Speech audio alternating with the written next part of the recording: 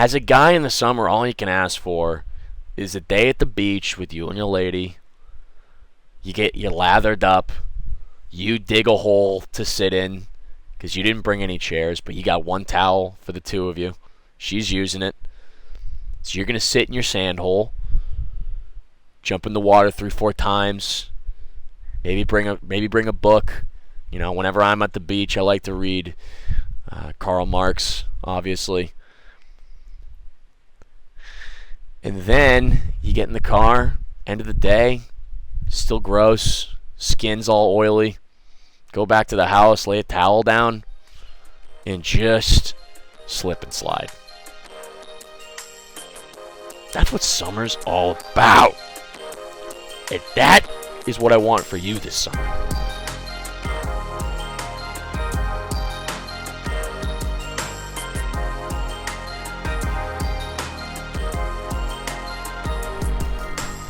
All right, everybody. Station identification. Welcome back to Big Al's Grill ASMR. It is Saturday, June 14th. And when I got the headset on, you know it's going to be a solo pod. Okay? I'm dialed in and I'm ready to rock. And already I'm hitting the fucking I just got back from the No King's Day protest. I went into Los Feliz and I was down in downtown LA. But you know, everything that has happened this week, I think we have to start with one major, I think, crucial element.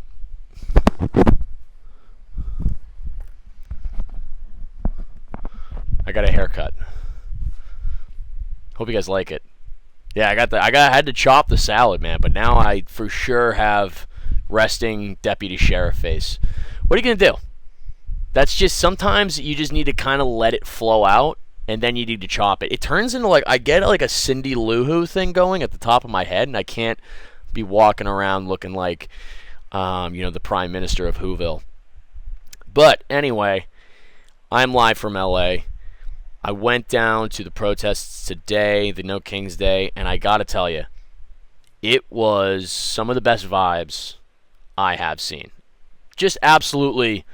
Everybody's got signs, everybody's giving out waters, having a good time. Now listen, the day's not over, but I went to two separate protests. I was in Los Feliz with my good friends Jared, you remember from the pod, Jared Goldstein, friend of the pod, and Allie Makovsky and her boyfriend Mo. You know, here's the thing. I was wondering, I was like, should I go with comedians? Because I feel like we'll just end up riffing the entire time. And of course, that's what we did. We just, the entire time, I mean, of course, I look like I should be a cop, so I would just kind of go up next to people and just go, yeah, I'm in position. Like, I would just do shit like that. But we just kind of riff the entire time. And then, of course, Jared starts going, I could go for a bagel. And we took a quick bagel coffee break. So, like, I mean, I'm no fucking revolutionary. I mean, at the end of the day, like, I think America's poisoned me so much to where, like, I want to be comfortable. Listen, I want to fight back, obviously. I'm willing to get uncomfortable. But if I have the option to go get a sourdough bagel with an heirloom tomato on top, a little bit of salt, pep, cream cheese, I gotta take about 15, 20, 30 minutes, and then I'll come back to the protest. And I did. I got back. But after everybody kind of left, I decided I'm going to go downtown to see where the real heat and where the real action has been for the past week. And if you haven't been up to date, LA has sort of been embroiled in these anti-ICE protests starting from the beginning of the week and now are kind of leading up to these big protests that have been happening all day today all across LA. So they've been happening in all these different neighborhoods. Culver, Palisades, I mean, all across the city. And they've been happening all across America, too. Hopefully, if you're watching this from a different city, you have also noticed them on your way around and given a couple honks in the car. Maybe you've gone to one yourself. I would hope so. Because now we might be pulling into World War III with Israel and Iran. So that's great. That's good. Because we got a guy who's deploying Marines to fight against civilians. Great. Good. Yeah, it's like these are all just manufactured crises that he's created, especially here in LA. Deploying the National Guard, you aren't allowed to do that. Only the governor can do that, but we know that. Now he's going to send in Marines? Brother, stop. They don't want to be there. And like, it's, I don't know. I don't want to get into the thing so like all of it so far, but I will say the vibes even in downtown LA where a lot of the action took place this past week, the vibes were immaculate. I mean, I'm seeing flags everywhere. I'm seeing, all these like Mexican and American flags together. There's a lot of Mexican and American flags.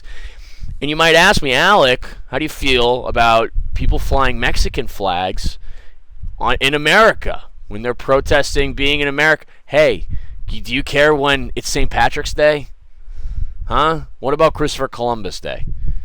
It's just like you're missing the forest for the trees a little bit when you kind of bring up a small and minute detail like that. I think that you have to just kind of look at it and say, like, these are groups of people that are being targeted. Your Mexicans, Guatemalans, Nicaraguans, and El Salvadorians. So naturally, they are going to represent with the flag that of their nationality. Okay.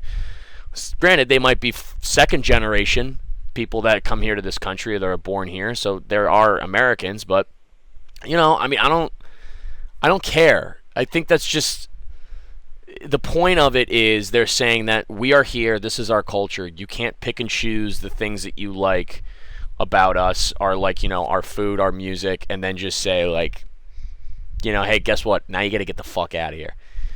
It's not fair. And if you want like a real comprehensive look at immigration in this country, I would highly recommend this book that I read a few months ago called Everyone Who Is Gone Is Here.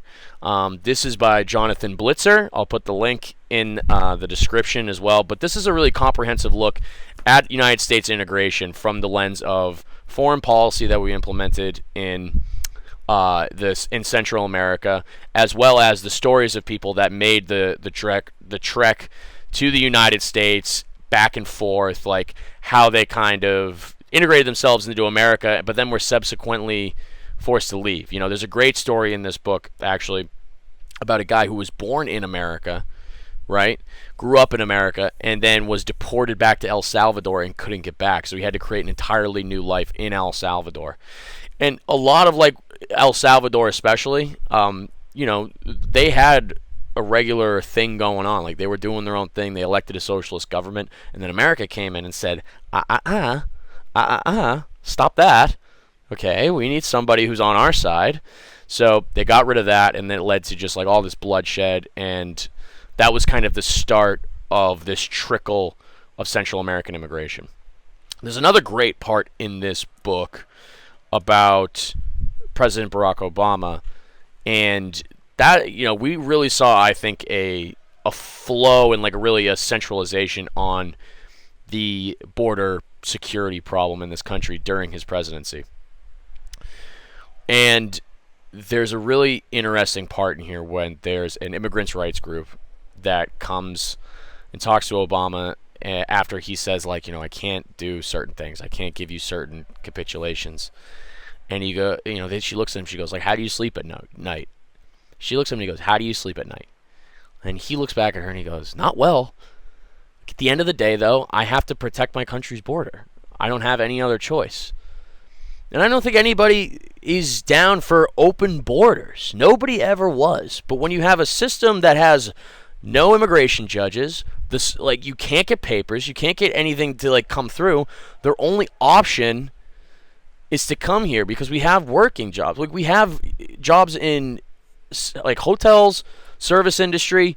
Like a lot of you people have never worked a real job. A lot of you honkadonks have never worked a real job, and it shows. Really shows. A lot of you honk pieces went straight from high school to college and right into B2B sales without even a landscaping summer job. It shows, okay? Fascism starts from the standing desk. It's the guy with the Patagonia vest.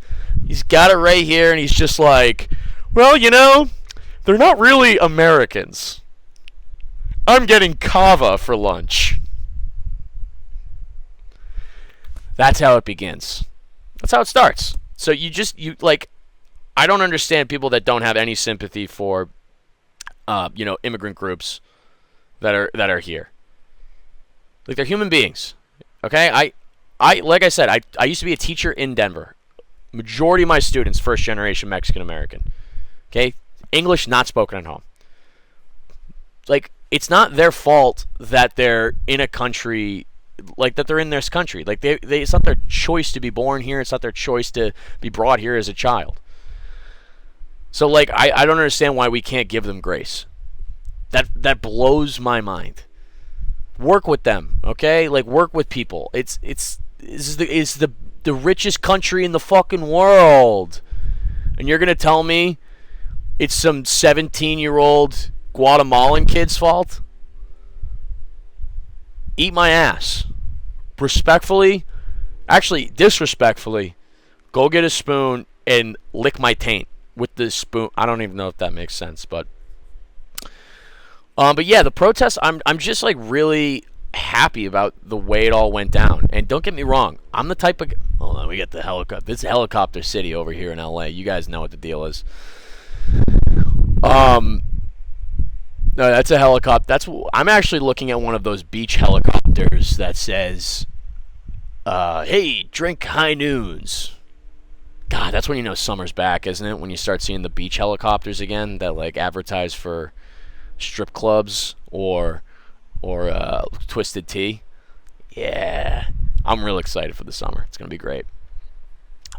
But anywho, I am real proud of LA for the way we all came out on this Saturday, and we're showing nonviolent resistance.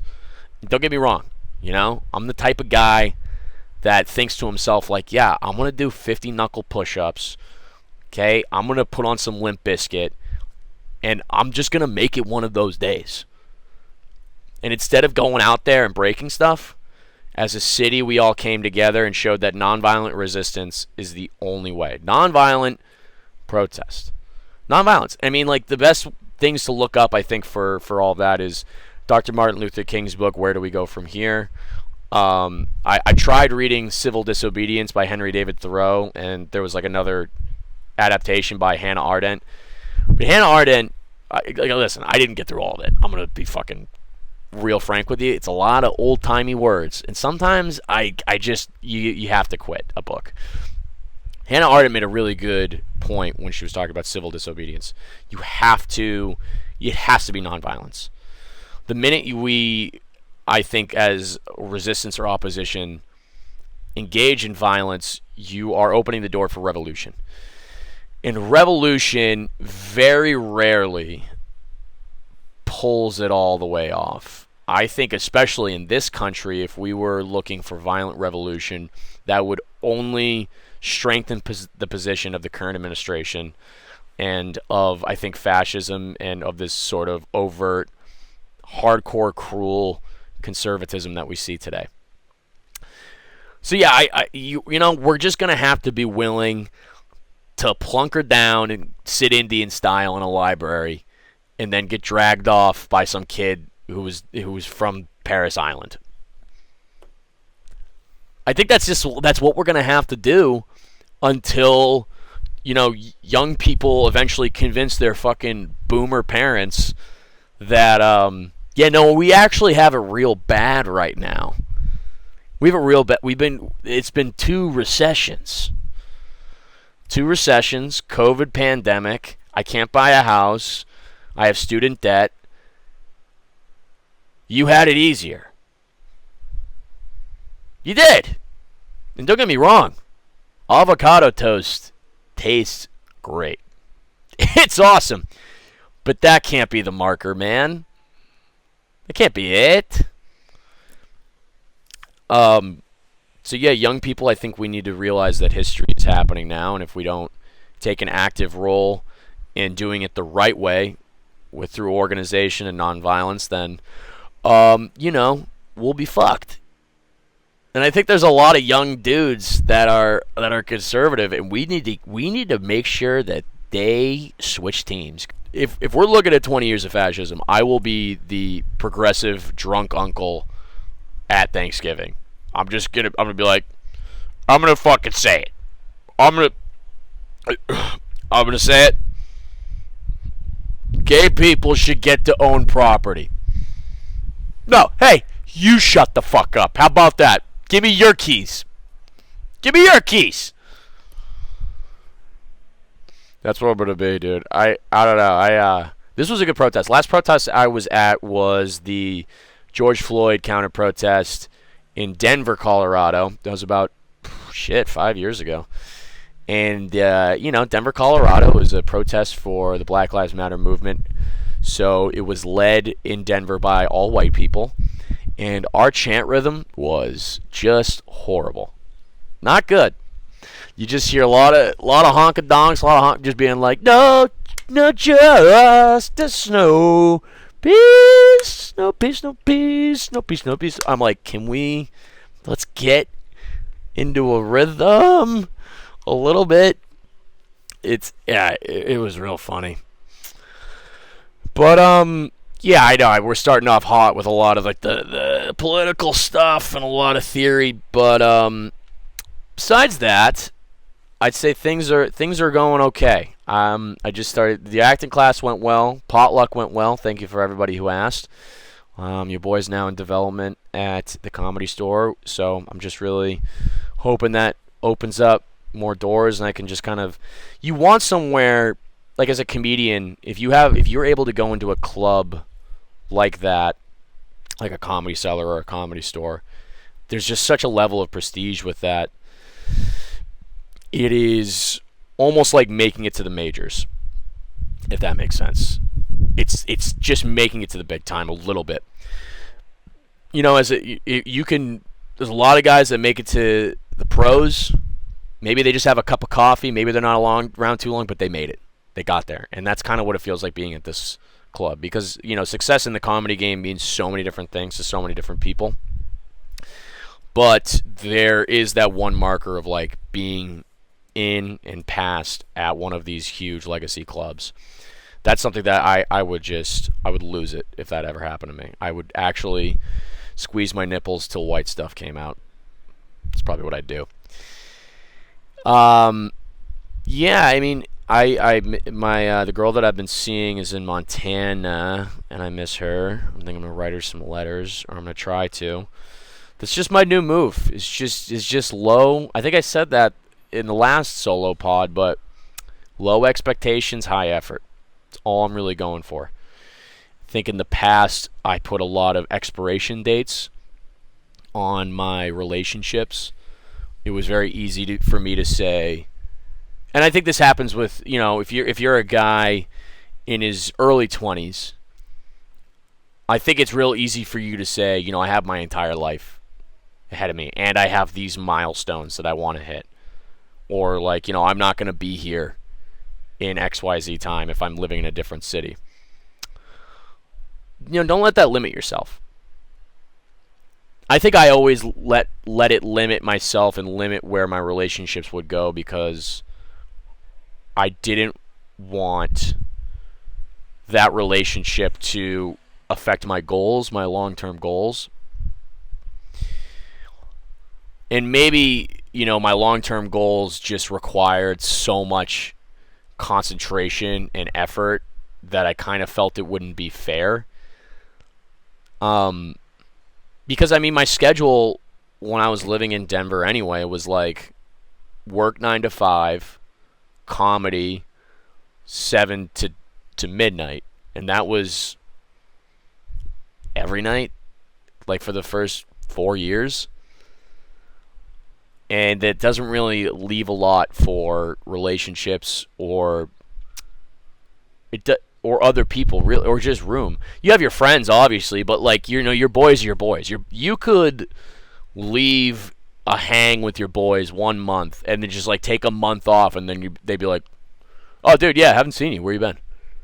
Like, no big deal. But when you are committed to somebody, I think you owe them as much of you as you can give. And I just never felt like I could give enough, so it didn't feel fair to me. But then I then of course I'd inevitably get into a relationship, and then I just go, well, this is gonna end when dot dot dot, when I get my new position dot dot dot, when I move to a new city dot dot dot. And that sucks. And now that I'm older and I'm 28, I think I'm just not necessarily ready to settle down, but ready to let go of any preconceived notions of what a relationship should look like. This idea that we all have to be, quote unquote, in love. I think, that all gets developed. That all comes. So to the lads out there, I'd say, take your time, be intentional, but don't create expectations or expiration dates. Because you're gonna feel bad, and then you'll also just nonstop have that feeling in the back of your head like, why am I wasting my time if I don't think this is worth it? Or if I don't think that this will last. So, yeah, I mean, I don't know if I'm getting some big time wisdom from your boy. Is that someone's buzzing down that alleyway over there? Man, it's just been a long day today. I gotta say, it made me laugh real hard with where you're just, all right, we were at this protest, and then Jared just goes, I could go for a bagel. And then we all just got bagels. And I was like, man, at the end of the day, I'm still an American consumer. I'm gonna leave the protest for about 20 minutes and go get a bagel. I'm sorry. I'm hungry. And I love heirloom tomatoes. Man, I had my little brother come and visit me. That was really fun. And I don't want to talk about him too much just for his own privacy, but I love him dearly, and it was just really nice to see him. He just graduated, or no, didn't graduate, shit. He just retired from pro hockey, and he's trying to figure out what he wants to do with his life. I think he'll enjoy it. I think he's going to find his way. And if you're listening, Jake, which I don't think you are, I love you, and I can't wait to see you. Really trying to make sure that I'm a good big brother. I know a lot of people that have tough relationships with their families, and I want to be somebody that really grows alongside my siblings, and what am I trying to say here? I want to be somebody they can rely on, but I also want to be myself. I think with my little brother is I want to see more of myself in him, which isn't fair to him. We had different formative years in terms of just the way we grew up. And I think that, same household, same values, same everything like that, but just kind of like different schools, different emphasis on priorities. And it's not fair for me. It kind of goes back to that thing I say about, like, love, like, you just think you have to be in love and that a relationship has to look like that. A relationship with my brother, maybe I imagined that it would just always look like this, and I'd be big bro. Hey, big bro loves little bro loves big bro. But I just don't know if we have that much in common, which is fine. And I think when that kind of realization set in, it made me really sad and upset. But I will never be a guy that doesn't support my siblings and do whatever I can to help them out. But I won't lie to you, gang, friends. I won't lie to you. It hurt me kind of to realize that. And I think I'm allowed to feel that way. I think so. Man, maybe we should go to family therapy. Go to Boston family therapy. That would just end up like your family ganging up on some nerd who went to community college. Imagine Robin Williams from Good Will Hunting. He's just like, it's not your fault. He's like, yeah, fucking buddy, I know it's not my fault. All right, nice fucking scarf, kid. You say something about my divorce again, I'm going to bounce your head off the coffee table. How does that sound? And I'm over here like, yeah, get him, Dad, get him.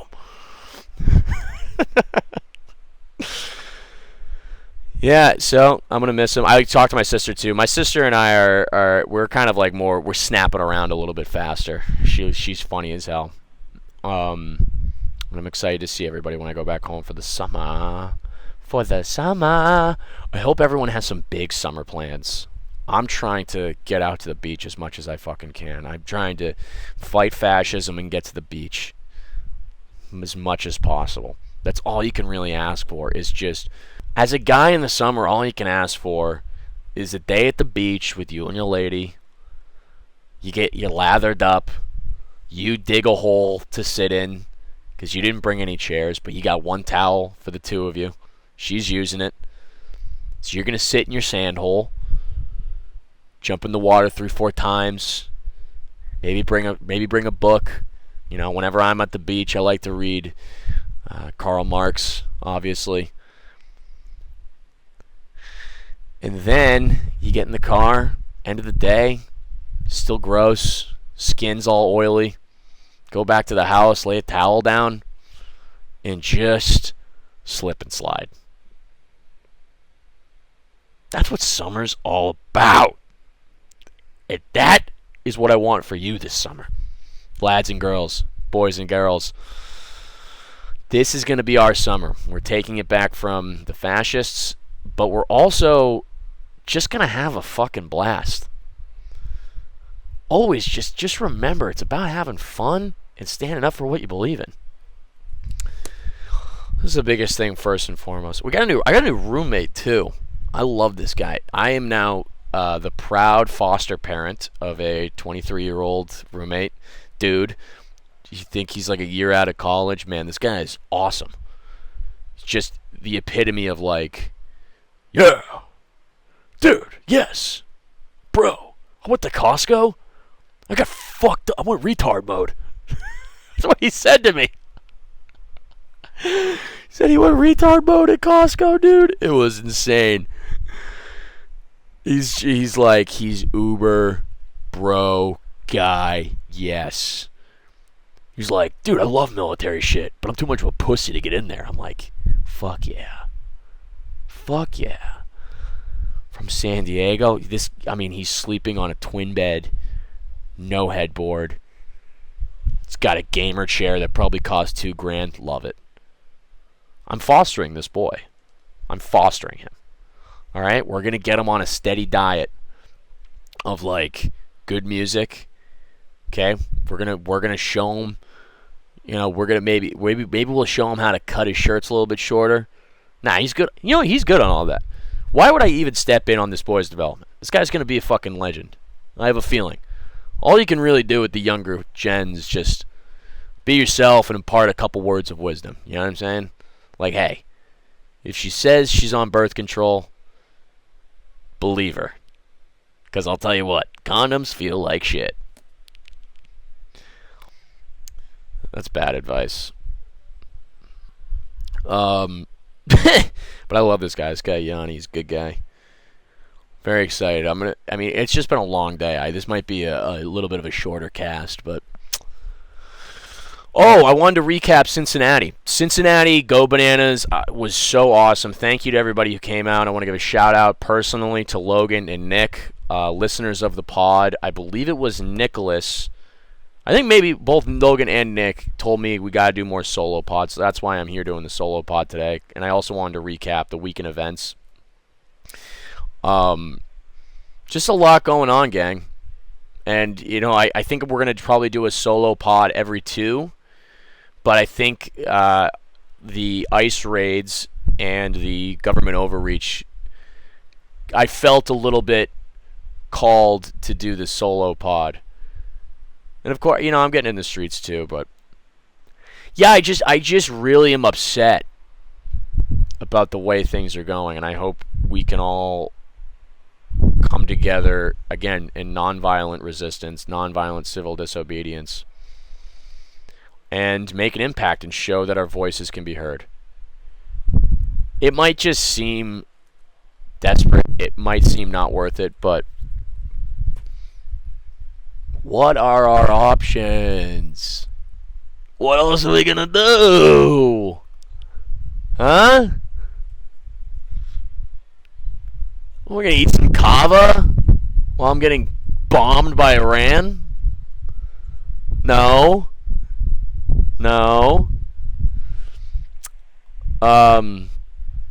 Yeah, shout out to Cincinnati. I mean, everyone there was so fucking fun. I had a beautiful city, frankly. I had a good time on the north side. I went to Shake It Records. Shout out to Shake It Records. I've just been having a good time, and I really enjoyed that city. Speaking of cities, I'm going to be going to San Francisco next week.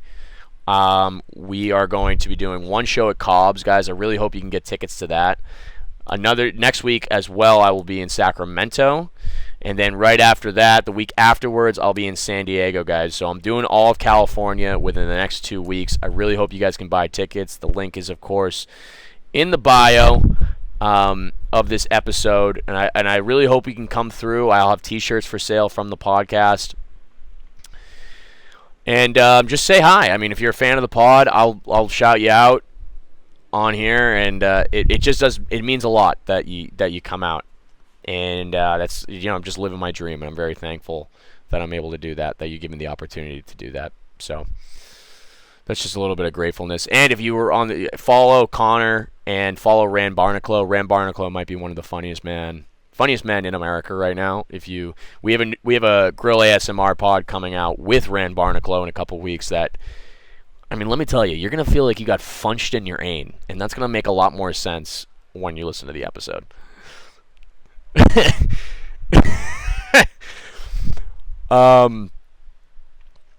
Man, what was the other thing I wanted to talk about? Oh, the new Turnstile album's kind of sick, yeah?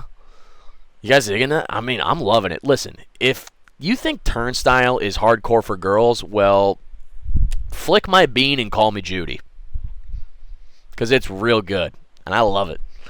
I got tickets for me and my 40-year-old Uncle Mark, who I talked about in the last solo pod, to go to this show together, and I'm really excited. Uncle Mark brought me to my first concert, which was, if you're from Boston, if you know, Mac Miller did a free concert, I believe, in 2010 or 2009. I was 13 years old. My Uncle Mark, who was 28, my age at the time, brings me and my friend Brian Panasuk down to City Hall Plaza. City Hall Plaza is mobbed. There is underage drinking galore. If there's anything you got to know about Massachusetts, is that the kids are going to look for any opportunity to get fucked up. Okay? Xfinity Center is where they had all the country concerts. I don't think anybody even liked country music. They would just go there so they could boof water bottles full of vodka. It was crazy. So this was one of those events that I don't think they even understood was like about to pop off like that. This is, by the way, this is Mac Miller before any actual studio album. This is mixtape kids Mac Miller. The entire place is mobbed. People are ripping blunts, like girls are passing out. People are taking full Gatorade bottles, opening them up, and just humming them into the full open crowd. And my uncle has just finished up like his service as a Navy midshipman, and he's just like high alert. Like he's got his chin out, and it's like he's watched some girl like fall off a thing, like pass out from I imagine like heat stroke or alcohol poisoning. And he just goes, hold on, and he literally stepped in. He was like, "Are you okay? Are you fine?" And she's like, "Yeah, whatever, I'm good." And he's just like, "All right, just making sure." He's like, "This place is full of creeps, creeds," and he just couldn't handle it, man. And then Mac Miller had to literally in the middle of a set be like, "Everyone, stop throwing shit and fighting." Everyone was fighting and throwing full water, like full Gatorade bottles into it was actually wild, man. And I loved I don't know. So that's why I'm bringing him to Turnstile. He's a Turnstile fan from the olden days of yore.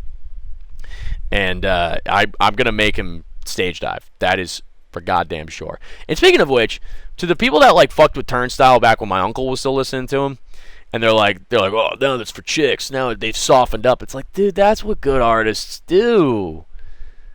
Good artists are good artists because they switch it up, because they're constantly evolving as people, as human beings, and they want to tackle different subjects. They want to feel a different sound or a different art form.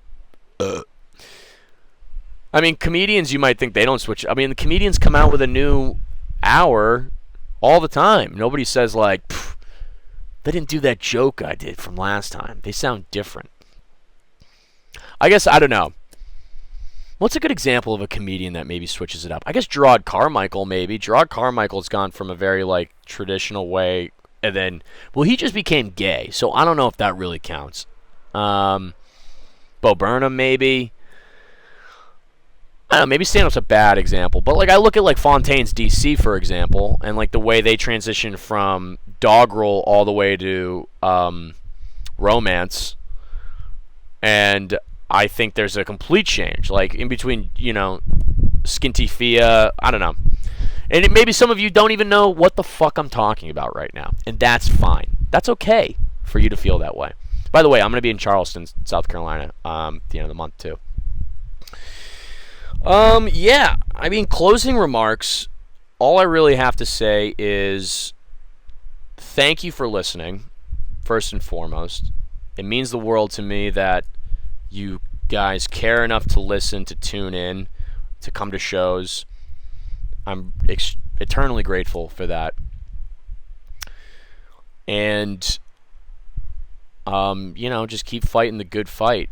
Keep reading. We're going to have our book club episode coming out at the end of this week. I'm almost done with the book, so if you haven't been keeping up, I mean, you got till Friday to finish leaving the Atocha station, because that's going to be a full episode released on this channel. And just make sure you're subscribing to that so that you will get the update on when it's coming out. So, yeah, I mean, not really much other things to say. I mean, I'm grateful as hell. And remember, okay, you're right where you're supposed to be. It's going to be fine. And all you can do is be the most authentic and sincere version of yourself. Sincerity's in. Trying hard's in. And don't apologize for either of those things. I need to take a shower, and I'm going to go watch some fucking hockey. I'll see you guys, okay?